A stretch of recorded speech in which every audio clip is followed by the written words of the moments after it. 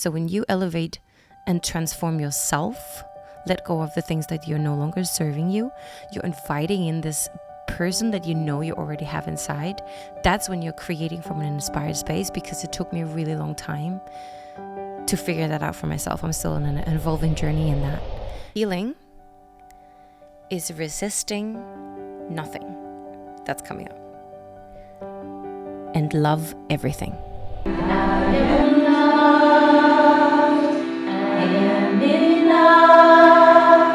Music was the place where I felt free, and the only way that I could forget where I was, where I forgot about time, and it was a place where I could be fully myself and kind of like a timeless, dimensionless container where I could share that with others that had that same feeling.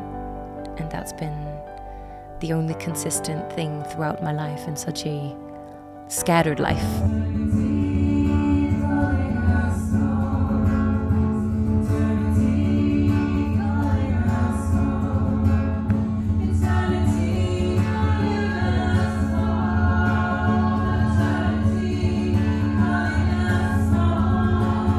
Like someone pinched me, because how on earth is this my life? Right. Like that I get to not feel alone, that I get to share the passion for, you know, self-growth and beauty and nature and music and women, and that's like overwhelming.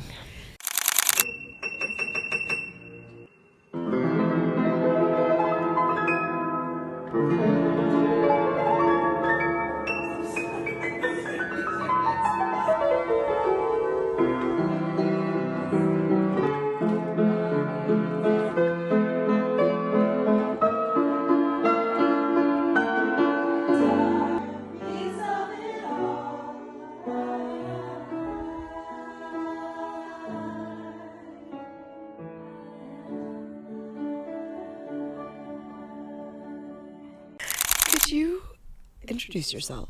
Absolutely. And just tell people a little bit about who you are.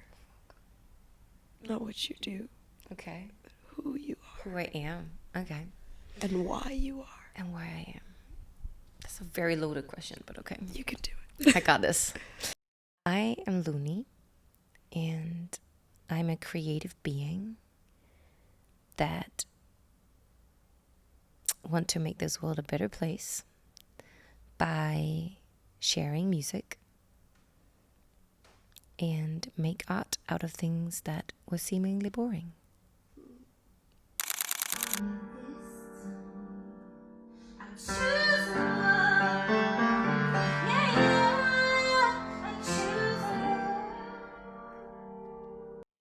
So Luni, Tell me. where are we? Well, we're in Bali. Thank you You're welcome. for being here with me. Thank you for being here. This is a special thank you for coming on the show type of thing, because I don't feel I invited you into a space. You have invited me into the most magical place of transformation, energetic clarity, Yeah. and love, and just created something that, I mean, I don't even know if I would have a talk show. Wow. I do know. I wouldn't have launched it this way and connected. I mean, so many conversations that we've had have just made it so much easier for me to follow my heart. Sorry. Don't be sorry. For me to follow my heart. And my heart, And you are following it. because, you know, we have different mediums for doing it, but you have this incredible purpose where you exist to support other women who maybe have journeyed or journeying through some of what you've journeyed with, to make it just easier and simpler And together. So it all started from me finding the space by accident. It was a coincidence, so to speak. What is the space? Where are we? This is called Labirynth Studios, and it's just a magical place of where you can record music.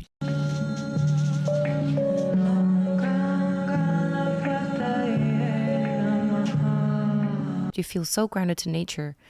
Partly the reason is because it's made of soil. It's partly made from soil. I think that's why you like when you are in this space, you just feel so grounded.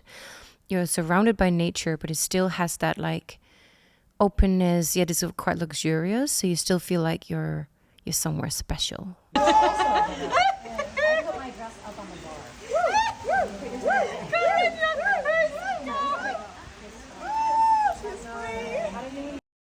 And this place to me just birthed a dream. I remember walking in, I was at a festival and I got a backstage pass and they gave me the wrong pass. So I got the full access backstage pass, and this was the artist lounge. Tell me it was NSYNC.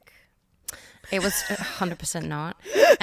It was more like a festival. That's my only dream. Is like I'm a child and it's NSYNC, and like I used to have this dream where I would just get a ticket and they'd be like, "Oh yeah, no, you're a VIP. It's gonna be you and Lance Bass on the stage." So that's what I'm picturing. So this was the artist lounge, and I walked in and I saw like a grand white piano, and I play piano. I was like, "What is happening right now?"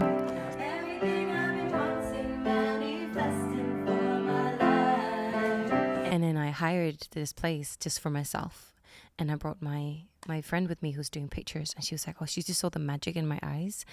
And I met the founder of this space that day. And it just kind of like a conversation with a person. And it wasn't even like a plan. And then it's like, oh, maybe I could run a retreat here. And I was like, great joke. And I was like, no, actually, that idea kind of sat with me. And I was like, I wonder if I ask around with the people that I know, if I were to put on a music retreat in Bali, would you come?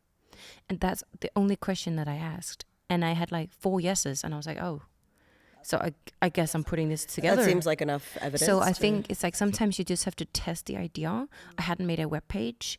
I didn't even know what it was going to cost me. I didn't even know how much I would have to charge people. None of the practical logistics. There was none of the practicals. Only the idea and the desire to do something. Hey, Luni. Thank you for your bravery in putting this on, because I can only imagine, starting something like this is also kind of scary to do. And I just want you to know that it was 1,000% worth it, and that we all have gotten out so much more than expected. So just keep being your phenomenal you. And what was the idea? What does running a music retreat mean to you? So I wanted to be because my bread and butter is teaching music production. And as much as I love that, I didn't want it to be a production retreat, because I didn't want people to come here, this beautiful space, stare into a screen for a week, and then go home with like a product, a song, but then you have no idea who this other person is. I wanted to take each individual on a journey into themselves. So that's why I called it Elevate You, and it's elevate your being, then you elevate your craft. So when you elevate and transform yourself, let go of the things that you're no longer serving you, you're inviting in this person that you know you already have inside. That's when you're creating from an inspired space, because it took me a really long time to figure that out for myself. I'm still on an evolving journey in that. Her ability to bring a bunch of strangers together and create a space that is unlike anything I've ever been in is special. Not everyone in the world has that. In fact, no one I know has ever had that. She has felt like home all week. And anytime some stuff comes up, she's been a space for everyone to just take a moment and ground and feel at home. And I think that I spent a long time promising my less healed version of myself that these beautiful people existed, and I sometimes really struggled to believe that they did.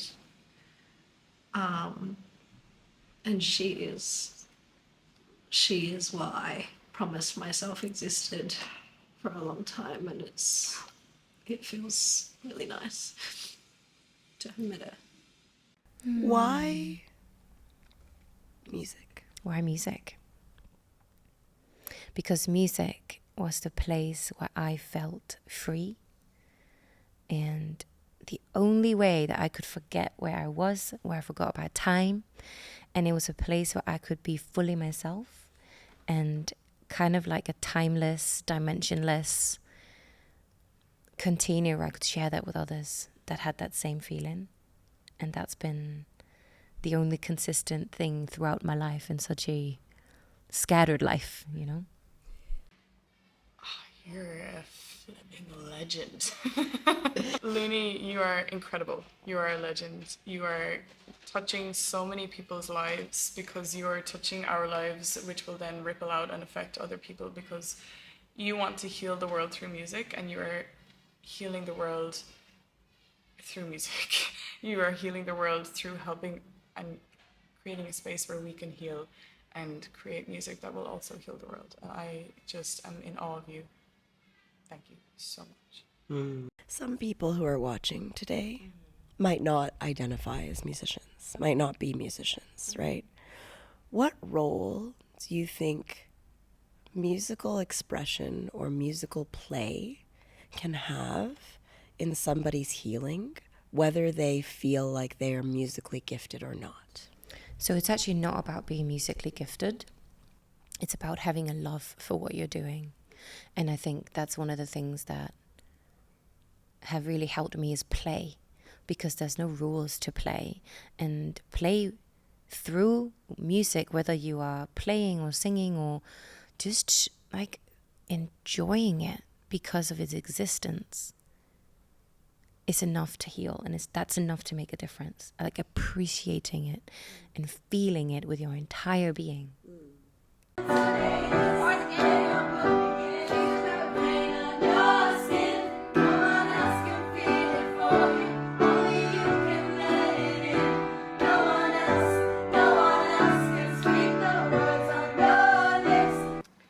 Luni,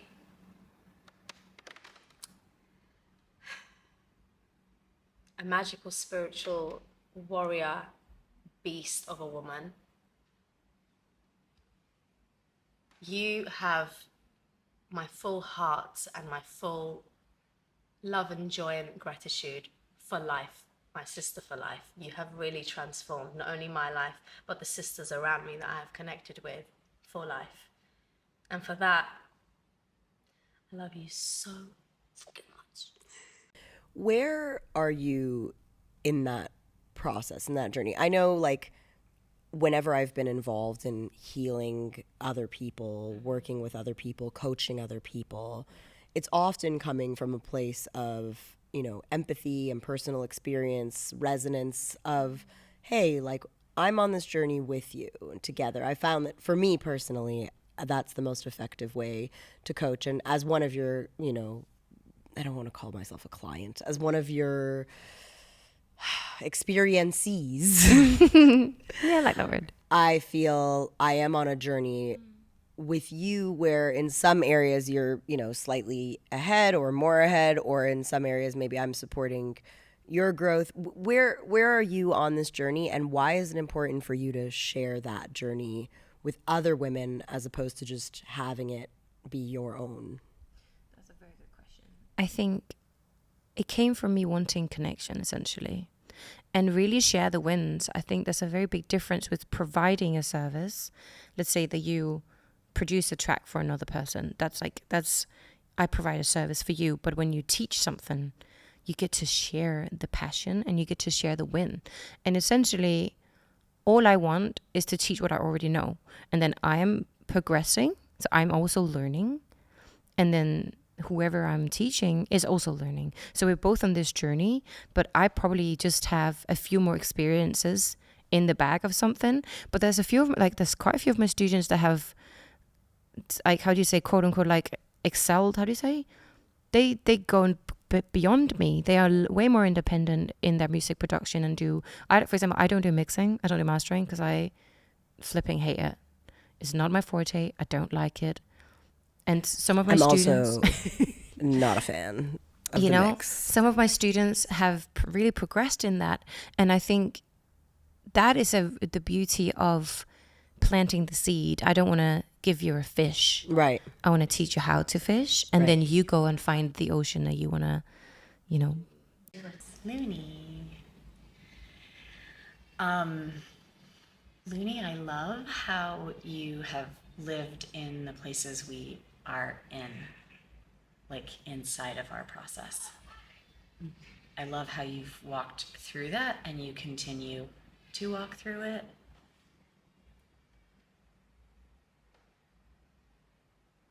And your ability to retain the lesson to pass forward to all of us is a superpower. And I look at you in moments when you are just just having a snack or walking around or, you know, making sure that the next thing happens. And in those like in between times. And I just think, what a beautiful human. So thank you. If you had to sort of say, like, what's the most significant or important piece of this experience, of this retreat, because you said it's not a music production retreat. We don't learn how to produce music on this. We have the option to later work with you to learn to produce You get my music production course, but I think it's more about planting the seed of confidence and direction and clarity within yourself. And it was so funny, I just spoke with one of the girls about this, because this year's theme was to be seen and to allow yourself to be seen as your authentic self. And it was funny because I was like, I actually also struggle with being seen, and I'm having this almost imposter syndrome, like, who am I to put on this? Like, who am I to... Lots of gratitude to Luni, and like, I'm very impressed that she is still such a young lady, and already she is doing such a huge thing, and that is just wow effect for me. I mean, she's such a star, and it all was so smooth. I mean, I also can organize things, and I understand how much you need to put together, so it worked, but everything Luni did worked just perfectly. So, well, I'm very impressed by that. Like, really, I have no words. Singing in front of everyone was kind of the start. It's funny because that's why we're here, but it was the most daunting part of the whole process, because Luni managed to make everything else feel so easy, and I don't know, the pacing of it was all exactly as it should have been. Isn't it funny how, like, every new stage, you'll get this confidence, you'll evolve into like a new stage of professionalism or a new stage of your life where you're ready to do something, and for some reason you get the confidence and the readiness to embark because you hit go and you put on the retreat. But as soon as you do that, then it all kind of starts to sort of fall away, and your confidence gets replaced with this sense of, what am I doing? I think it comes also with time, though, because this is the second time now, and I feel way more confident doing it this time compared to last time. But Mel Robbins once said, is that confidence, it's simply just the willingness to try. Confidence is not something we just suddenly, I have this confidence, I'm going to try something. No. Confidence is a byproduct of doing something scary. And then the more you do it, you suddenly feel like more confident. Essentially, I am more willing to try again, aka you're more confident. But so that's the thing that came up for us, was like, collectively, like, oh, you actually don't need confidence. You just need to be brave. Sometimes, too, there's two kind of like things to that for me. The one is I get more confident when I try and realize, hey, this actually is not as hard as usually whatever I was like imagining in my head. Right. Was so much harder. Actually, even the anxiety was harder. Feeling the fear was actually harder than the thing itself. Then I start to get confidence. Like, oh, it wasn't I thought of the worst case scenario. And in fact, we are very far from the worst case scenario. Yeah. The other thing I find is I actually get some confidence out of trying and failing, because I find that was the worst case scenario. Right. And what happens is, hey, like, the world did not in fact crumble. And then I learned like a lot of things. Yeah. Well, either you win or you learn. Whoo! Say that one more time. Either you win or you learn. Yeah. So talk to us a little bit about some of your wins and some of your learns. Oh, Let's start with wins. What are 3 things you've done in the last year, okay. 2024, Yeah. because we're in 25 now in the start, that you would consider to be wins? And that can be Okay. anything, career, family, I think personal I already life. have them. Okay. So, Oh, she said, I won. I in think it's just whatever 2024. comes into your head the first, right? So the one was to fill up my second music retreat. And it is full. ladies That's and gentlemen. insane. It is I full. genuinely don't know how that happened. I do. But we can get to that later. Divine intervention. Sure. Then and I a little bit of amazing. released a song that came from a happy place, because I used to write only like sad love songs. So that was really that was a win. I was Not like, gonna write you a love exactly. And then the third one, which has the most impact, I guess, on my life, was that I built myself back up as a single mother. Ooh. What does that mean to you? What does build yourself back up? What place? were you Like, coming just from? I had nothing. I left with nothing. I had no money. I had no place to live. I had no like faith in what on earth how I was gonna make this work. Just really broken, and like didn't really have any confidence in myself, like low self-worth. And 2024 was a very hard, very healing year to sort of come back to like, I got me and I got my child. And we're gonna figure this out. Yeah. You got your child, and your community got you. Yeah. I've seen. That's been a very big blessing. We're on this retreat, and you have your child. Like your whole village is helping you. And to I just have a fulfill village. This. And that's something that's been very consistent here, also speaking with every single person, is that community is a big thing, but your village will not exist if you're not vulnerable to those that you trust around you. If you're not truly vulnerable. That means like, I remember the first time that I actually was vulnerable, I was having a panic attack, and I called my friend in the middle of my panic attack, and I've never done that. Like, it would always be like, oh yeah, like back a week ago I was struggling, but I would never be vulnerable and like actually open up whilst it was happening. And from that, I learned that with the trusted people that I had around me, I'm safe to come in whatever version I am. And when you do those like little pieces at a time, that's when you build true community that will be there for you, and you will also be there for them. For sure. Okay, so with the wins come the learns. So too. What have we learned? I mean, you just mentioned a few. It's funny, like how they're sort of a double-edged sword, because you've mentioned a few learnings in those wins. I think learning that you can't do everything at the same time. Like you can't both heal from a very traumatic experience and sort of feel really thriving and, you know, inspired every day. So that was a big learn, was to like surviving and thriving are two different things. Yeah, and sometimes you have to just surrender into surviving and give yourself some time. Okay, so sometimes surviving is a prerequisite for thriving. Yeah. And you can go one step at a time. Yeah. And I think one of the things that I really struggled with was fatigue. And I'm a person, like, I'm very active, go to the gym, and I was like, oh, I can't push so hard, and I'm always exhausted. And so that was a big learning also, was, okay, maybe it's not time to push. Maybe it's just time to come back to self. Yeah. Okay.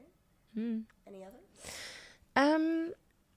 I think also learning is like a kind of pivoting in my purpose in my one-to-one work, where I still don't really know what it's going to look like, but the tangibles of teaching music production is not enough for me. Meaning the technical how to use aspect of how to use EQ. What is compression? What does this button mean? What does that button mean?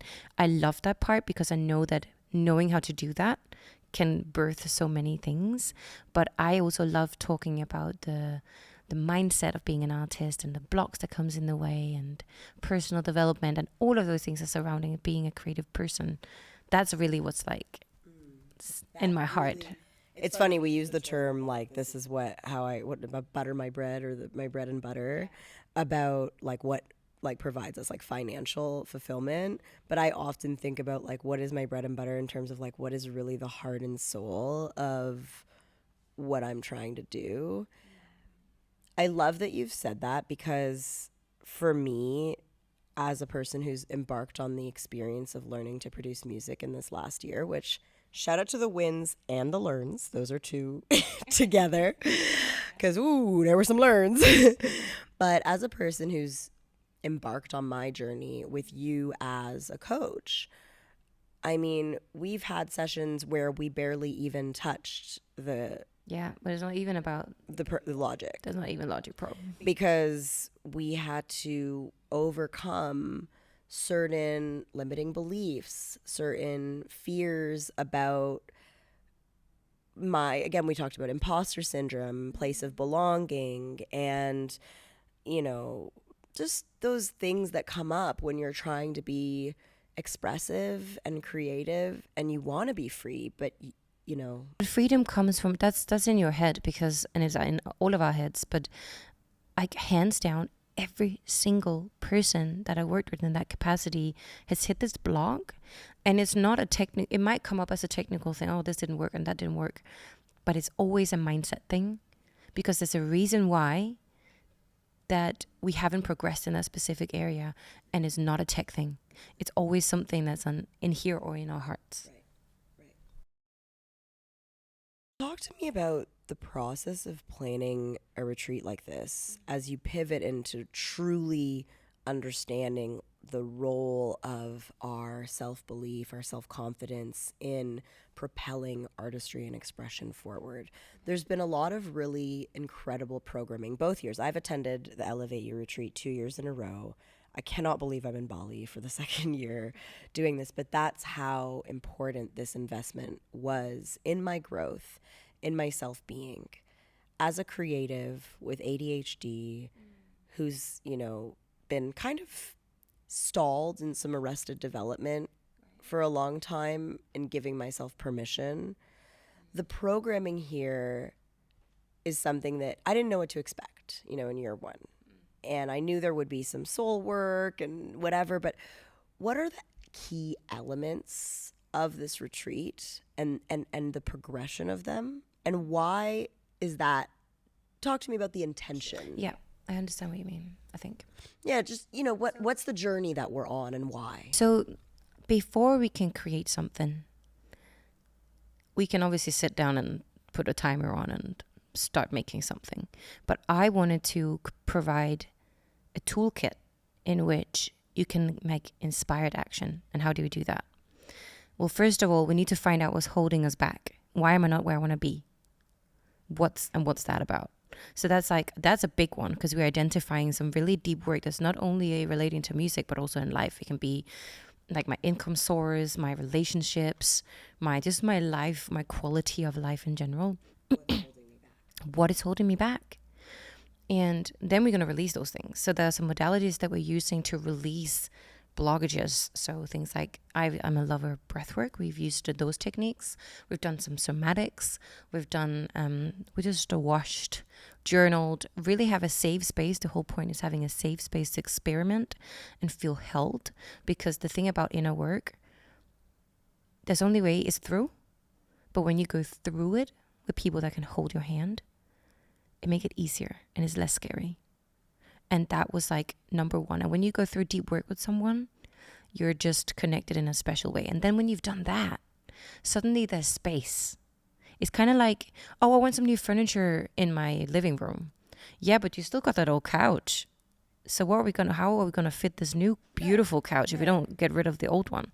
So it's actually inviting in space. And then from that place, that's where we can create. And not only is there more rapport built with each other, And, you know, there's little moments that you can't really predict. Oh, somebody spoke in the sauna, and then we went for a walk and we had a really great conversation. Those are the little nuggets that then when you journal them down, oh, I had this idea.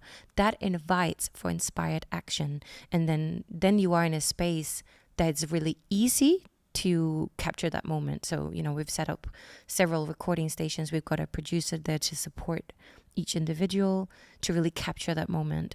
And I wanted to plant a seed of, I want to do something and I can. I want to do something and I can.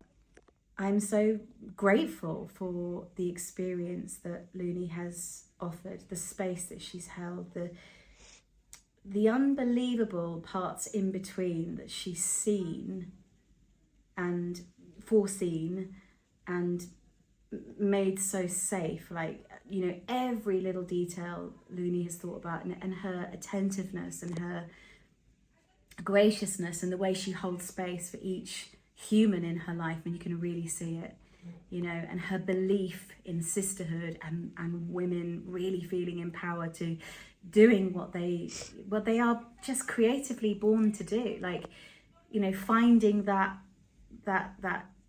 creative space and being allowed to just be free with it, and whatever it might come with, just to be free. And I wanted to say thank you for taking me through this unbelievable journey, of which I can only say 100% has been life-changing for me.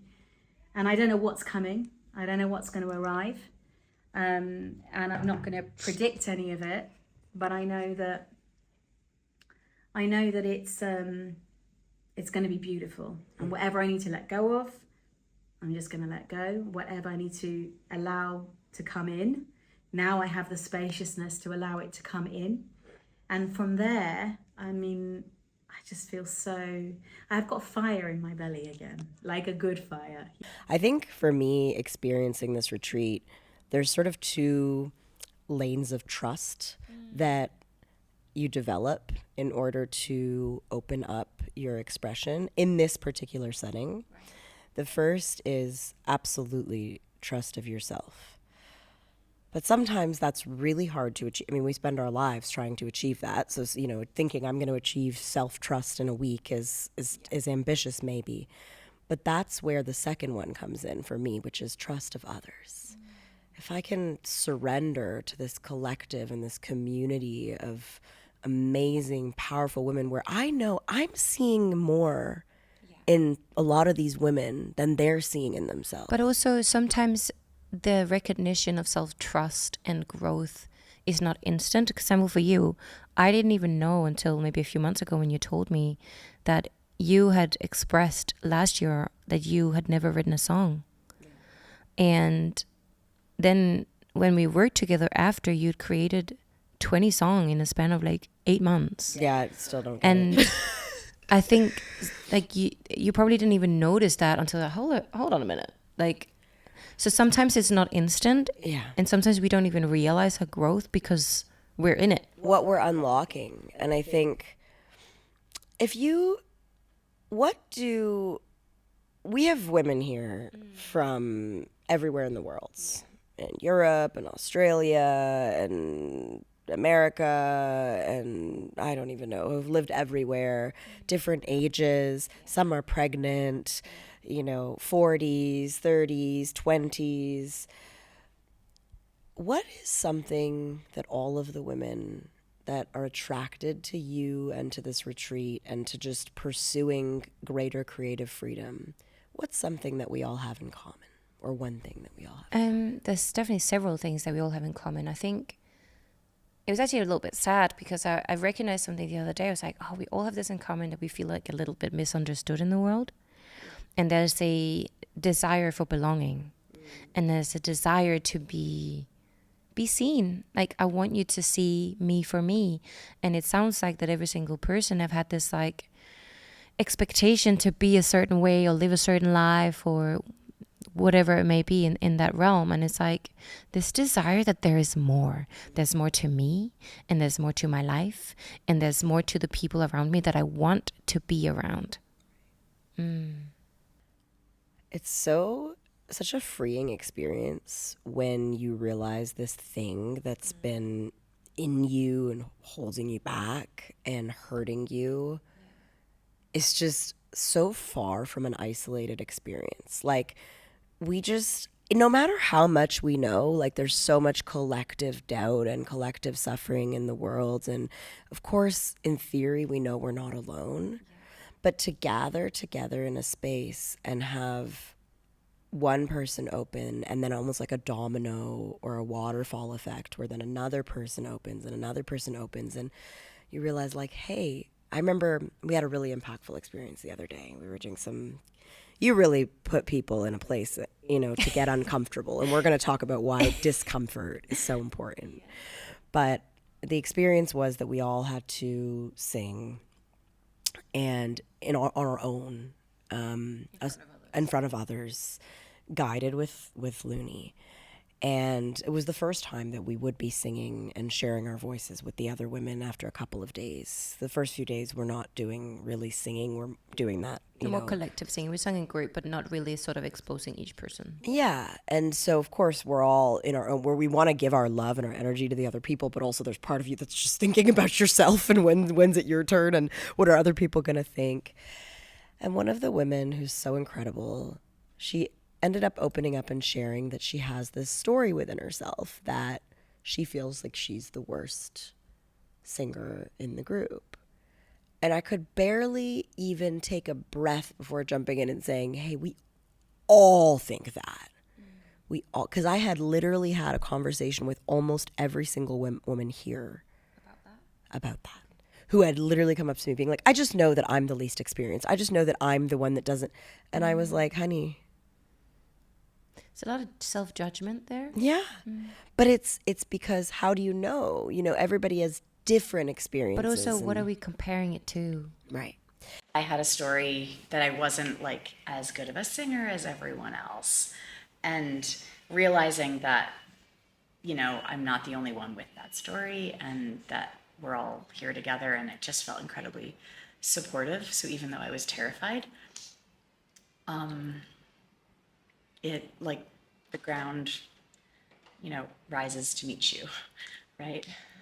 Talk to me about comparison, the role that it can play in a group setting in potentially disabling, but then how you as a facilitator support women in overcoming that sort of the crippling nature of comparison. So first of all, I think the most important thing is that each person who is here come to this retreat willingly. And I have said, we're going to do some stuff. So lean into that discomfort. And there was one of the girls, I was like, I want a tangible guidance. I want feedback that's tangible. Do this, it was like more of a singing lesson. Thing. Like, do this while differently and breathe and, blah, blah, blah.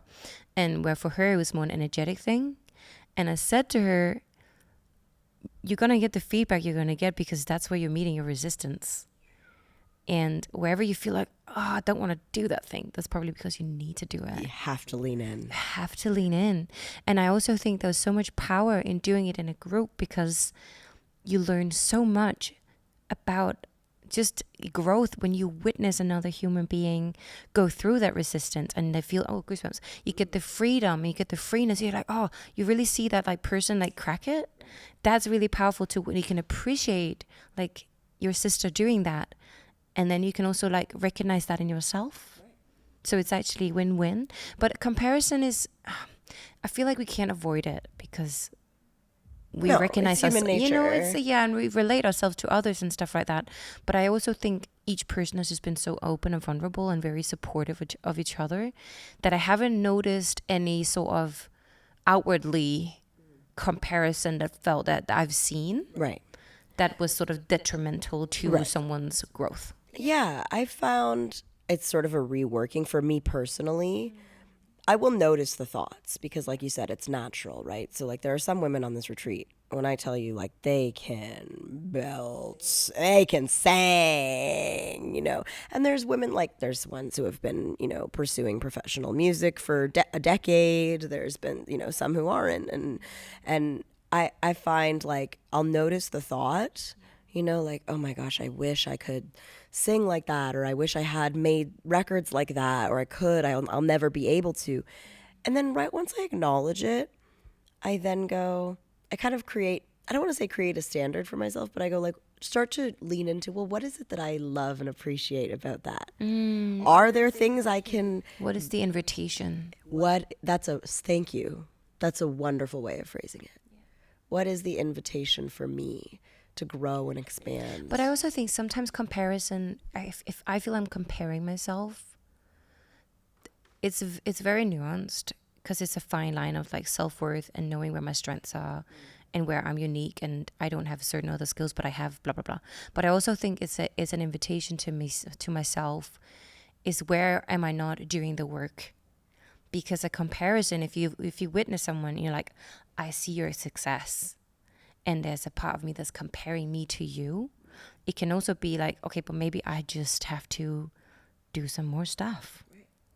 And that can be like a motivator to do some more stuff. And also like revealing something that maybe you want and desire that and you that's didn't good. really. Yeah, I mean, I remember feeling by the end of last year's retreat, like the women that I was maybe comparing myself to and going like whatever, I was like, but there's no reason that I can't do. And I think it's a part of your journey to own your journey and appreciate your uniqueness.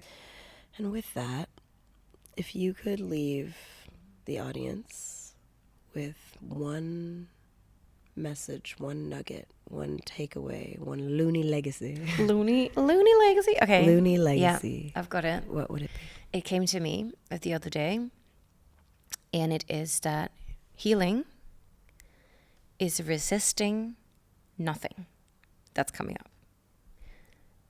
And love everything. Healing is the act of resisting nothing and loving everything. So you resist nothing that's coming up and coming out, and you gracefully love everything about that in yourself. Thank you. You're welcome. Thank you. I want a hug.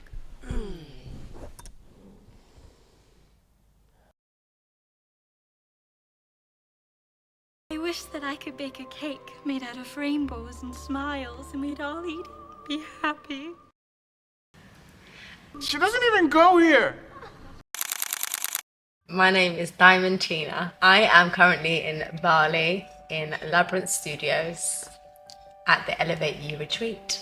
This is my second time and unregrettably the best decision ever. With my experience with 𝒂𝒂𝒂𝒂, I have definitely tapped into my higher being. I've tapped into my authenticity and my voice, most importantly. I feel like I have been able to take ownership in what I want to say, how I want to say it, and really just honor my being whilst shedding a lot of limited beliefs and freeing myself from that. I'm Hannah. I'm from Perth, Australia. I have ADHD and autism, and I've just finished up an 8-day life-changing retreat. I came here because I very last minute booked a ticket to Bali and was trying to look for something that could catch my eye and could keep me challenging myself. And so that's why it was impulse mostly, but I also came here because I've been searching for this for decades.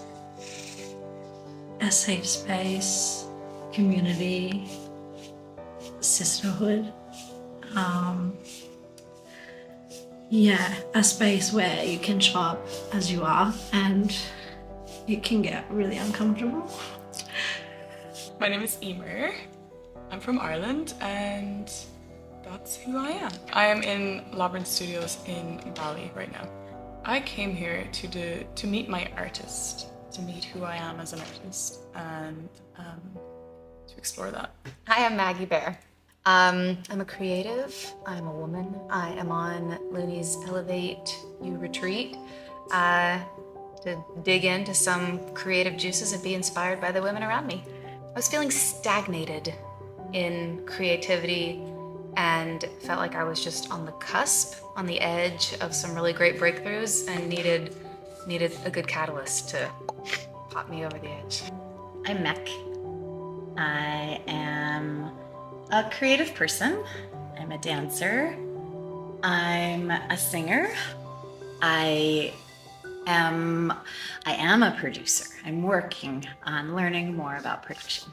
I'm in Bali.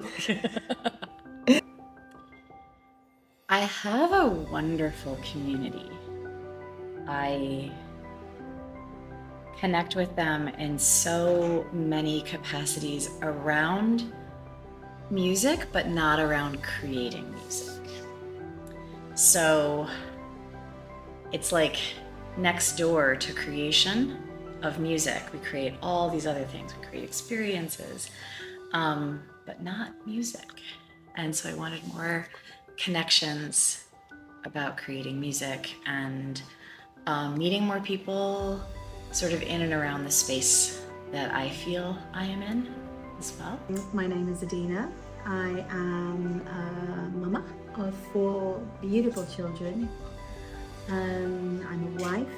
I'm also a deeply creative human and a musician, and yeah, that's who I am. I am currently in Bali in this beautiful paradise called Labirynth, and I've just completed an incredibly transforming retreat. Just felt that it was time to discover who Adina was, like who she really was. And you know, 20 years of just giving through choice and through deep love and commitment. But I'd somehow forgotten who I was as a person. I'd forgotten who Adina was. And I don't think I ever really had the chance to connect to that human, because, you know, I met my husband really young. You know, we had children very quickly. I never really had this opportunity to deeply go in, and it has been a terrifying experience, you know, to go there, to leave the children outside of the world, you know, go to Bali, to make that commitment, and with the most extraordinary support and help of my friends, my loved ones, my family, who could see that I was on thin air, like I was on, like, bordering on breakdown, and allowed me the spaciousness, could see that I would be a better human if I did this. So, you know, yeah, I just needed that freedom to find who I was. And last year I met, through a friend of mine, Luni, who is responsible for this amazing Elevate You retreat.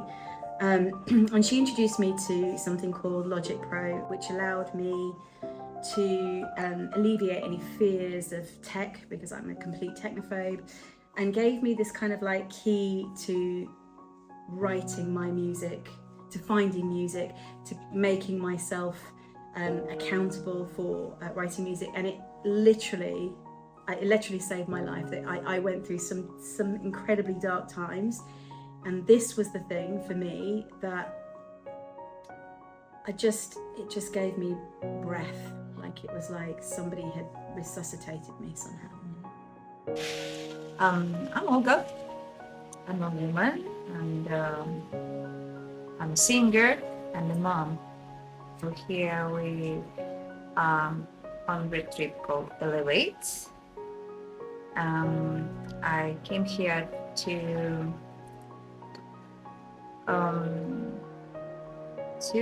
make myself more free as a musician.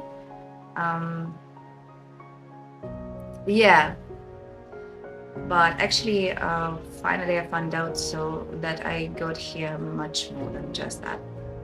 When you are open and willing to go deep and do the inner work, that's when you start opening up more portals and possibilities for yourself. Is the daringness and the courageousness to really hear yourself inside and not in your head. Creating used to be an outlet. It used to be a way to channel my inner self, my inner child, and eventually it became a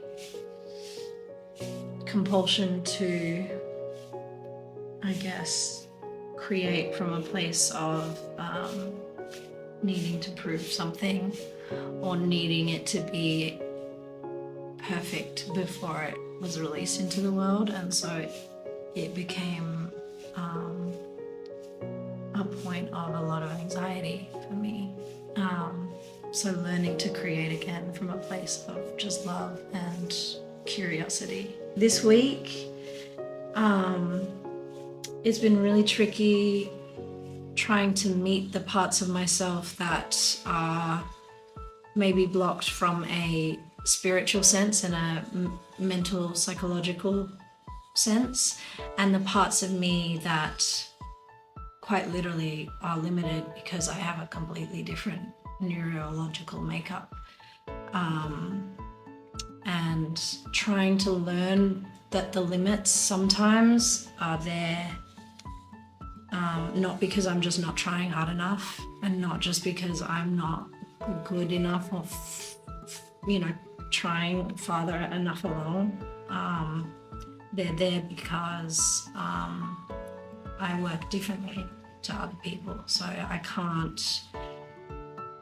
There's a lot of healing work that I can do, and so much of this week has been amazing, but I think trying to go easy on myself, knowing that like there's some parts of me that are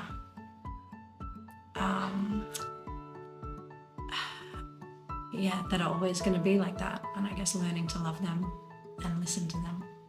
I have learned that it is so much more than I even expected. I knew it was going to be big, and it was going to be big and huge and feel right, but I have learned that I am capable of handling this expansion of me.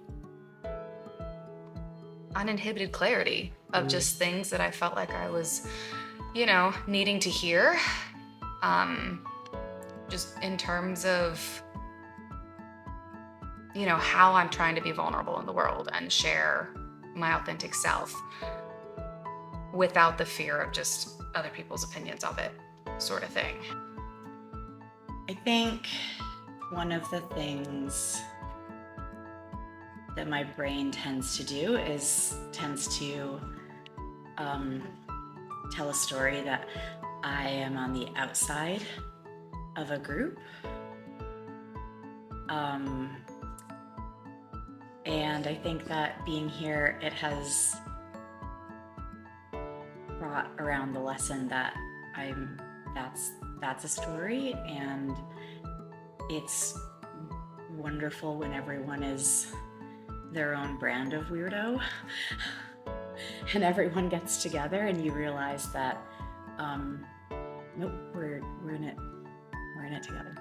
I'm just about to turn 50, and there's a big part of me that's like, there's this, all these young people just starting out, they've got everything ahead of them, and there's this obviously a fear inside that just too old, it's in the back of my mind. I'm like, I've somehow missed an opportunity that I should have taken years ago. But actually what's coming out in my process and in letting go and in just,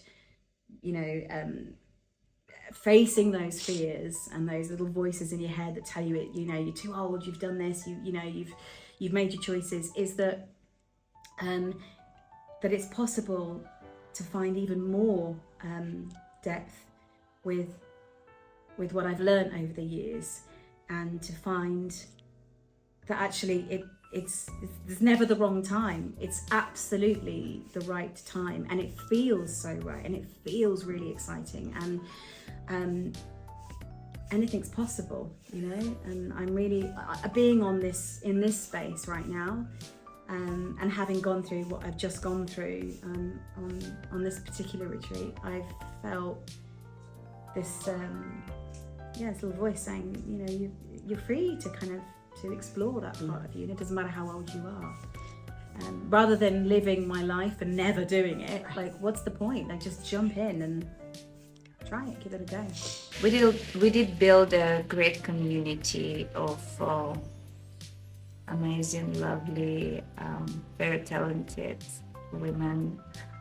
I would say that I really renew my mindset up here, and I feel very different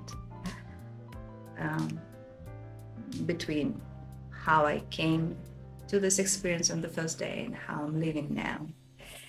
Finding this was a gift, because I think I've been looking around for something like this for years. I don't think I would have been ready any time before this. Like, I think the timing of it was so perfect that everything kind of aligned exactly as it was supposed to, for me to be here. But there is an impatience when you're going through the process of healing and learning about yourself, where you want to dive into everything, but it's terrifying and you're not in the right place. I think there is an intuition within you that knows what is your comfort zone and what is what you're not ready for. And you can try and push it down and just say, oh no, I'm going to stay comfortable. But at your core, I think it's like when you know that something is right for you, it will feel right immediately, and then the hesitation will be after, and you start to overthink, and the anxiety, and your brain is trying to keep you safe and stuck. Singing in front of everyone with a cold, and knowing my voice was not going to do the things that I wanted to do. There was a huge lack of control that I had in that. And as a creative, that's one of the worst things, is feeling like you have no control over your instrument or the art you're trying to deliver. So I think that was the lesson. It was just like, okay, singing in front of all these people, which in itself would have been terrifying because I hadn't done that in years. But also doing it badly, doing it, anyway, knowing that it wasn't going to be perfect. Do it brave, not do it perfect. I think it's going to give me a level of freedom that I have only dreamed of. One that I have been working towards, and it's going to just bring an abundance of, that is the word, it's freedom. One of the biggest things that I've already noticed already is that I felt like in the whole stagnation thing, creatively, I would get to a place where I'm like, okay, I have a really good idea, but I don't really know how to do it. And then I would start thinking of all the ways it won't work, and not be able to get out of that thought spiral of it, and obsessed with the outcome versus the process. And I feel like some of these things that we're doing to move the energies through your own body and move your own thoughts and opinions through your own body have been I can already notice the healing from them, because I did a writing session the other morning and thought those thoughts, and then it was just shh, it's okay. They're there too, but just let what I'm trying to tell you, flow through you. And just it was a big, okay, I just have to let go and trust God and let go of the outcome, and whatever He wants to do with it is awesome, but your job is just to allow it. And so I can, it's not perfect, but it's already improving. And I've had less of a reaction to some of these things already. I have taken steps closer towards overcoming the fear of being seen. I think that that's going to be a forever process. And the activities that we did, I think the somatic movement was really impactful. I think the thing that I've learned the most is also the thing that I am going to walk away, like I'm going to have to implement when I get home, which is like a commitment of time to yourself for creation, like food, like no matter what. And that can be so challenging to give to yourself because life gets in the way. And we use that as an excuse. And we do need distraction, right?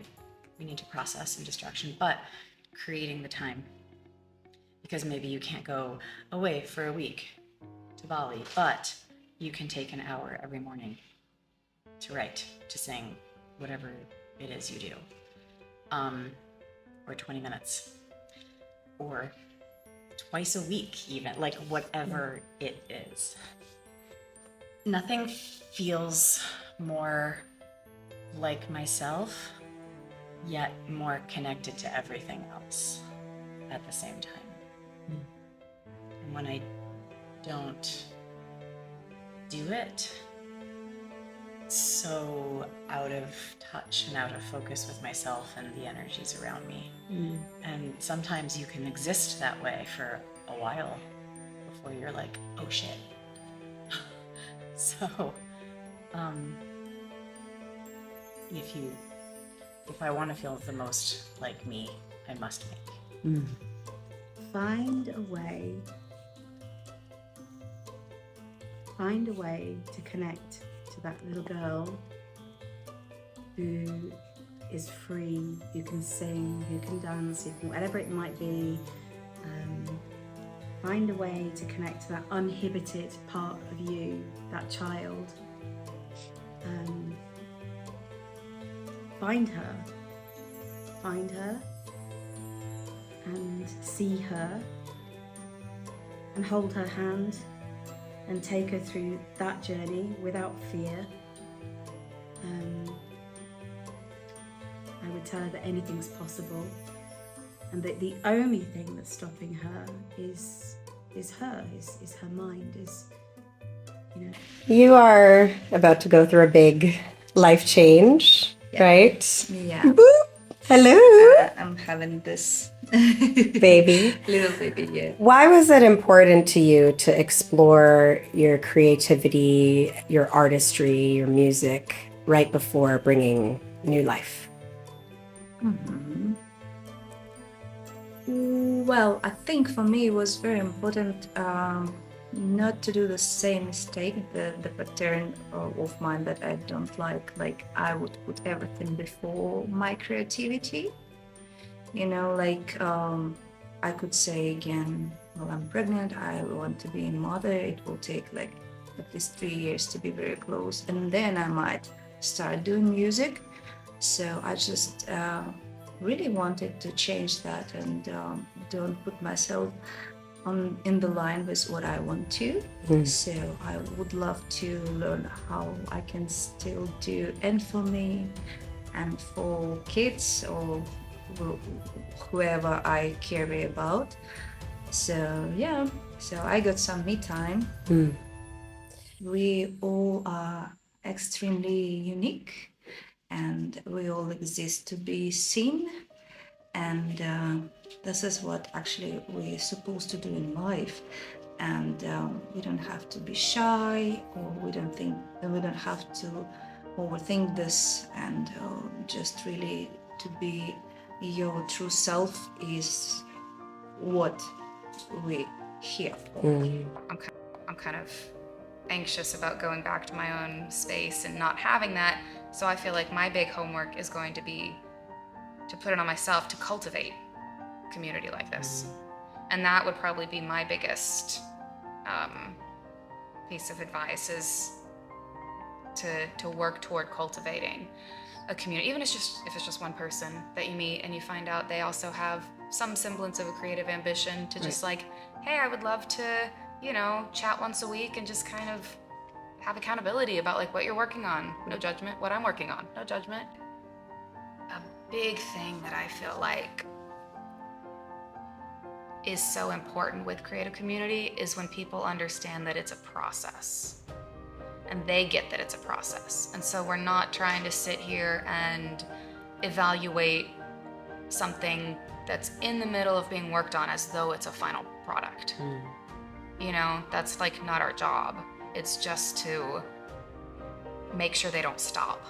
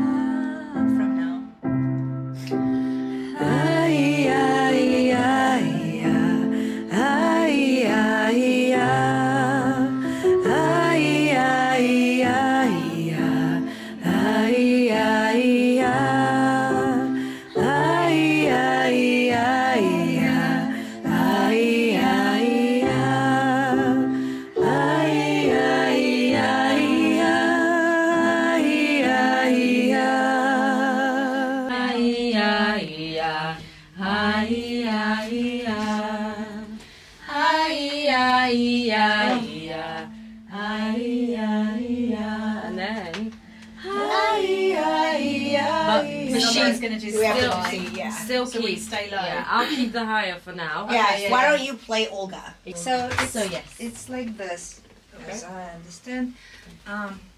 Like 8 bars are sing alone. After ha ha, and then we start together. Okay, fine. Yeah. But you can cue us in. Yeah. I will sing with you. I will again. say, if you're open to it, I really like how it sounds when you do a refrain alone and then immediately after the echo comes, because it's like you're the mother calling out and then we're like answering back, as opposed to us all just coming in because there's so much space between the first round of you solo. And, Great idea. I would try it that way just to see, because I feel like then it's more of a conversation. Like you're calling in like yeah, and you're like gentle angel, and all of that are affirming what you're saying. So you gonna start 1 bar later. Yeah. Yes. Yes. Okay, cool. Yeah, let's do that. You can just cue us in. as well. Yeah, exactly. Okay. I think we are ready. Yeah.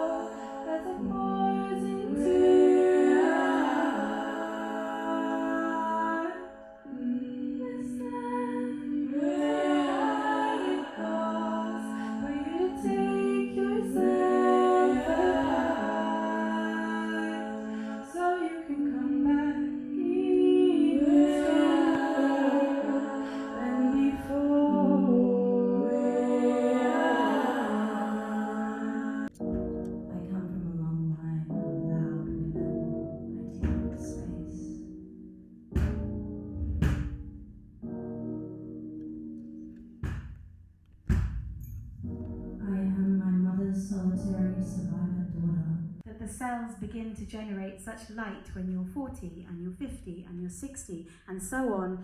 The people you touch with your light that double their light and theirs and so on and so forth to infinity. Hard not to love something that's as bright as that kind of light. You and me and us,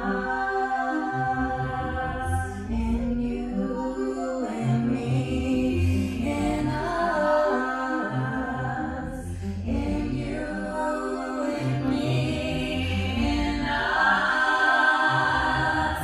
and you and me and us, and you and me and us, and you and me. I choose love, love, love. I choose love, love, love. I choose love, love, love. I choose love, love, love. I choose